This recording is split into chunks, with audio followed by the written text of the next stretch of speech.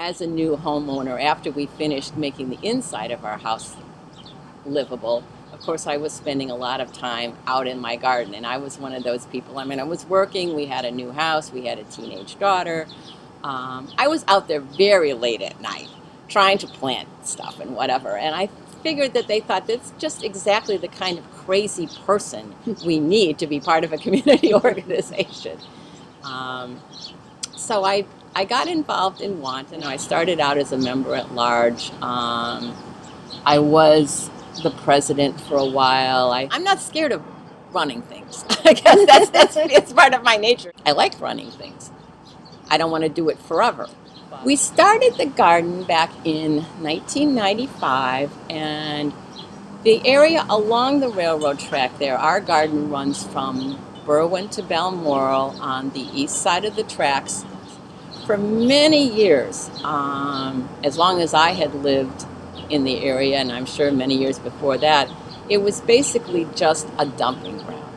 It's railroad property, but the railroad never took care of it. One of the projects that WANT did every spring is we would go out there and try to clean up. We were actually one of the first gardens accepted in this program. We attended a series of classes which talked about community organizing, different kinds of plants, how to do a plan for your garden. It was very comprehensive.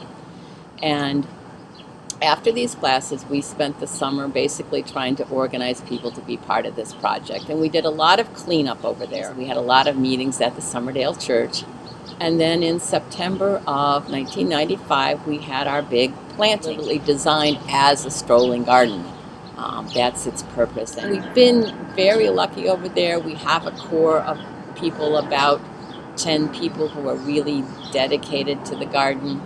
Like any other community thing, the hard part is to get people to come out and help. Most every year there's at least one new person who comes and is really comes several times during the year, and we're so funny because we just get so excited about that. It's like, okay, now we have this new person, we have the energy to do this again, and that kind of keeps us going. So I think that's the biggest challenge that we, like any other community group, faces, is just kind of what's going to be the continuation. And none of us are getting any younger. Really, the main people that have come and assisted us with keeping the garden so beautiful are people who enjoy it, just not necessarily even from our neighborhood. They'll come and they'll help us, and it's really very gratifying that people are willing to give back to something that they enjoy so much. And I just think that's just such an example of kind of what you have to do in any of these community groups. You just deal with what you've got, and you make the best of it, and you make it work.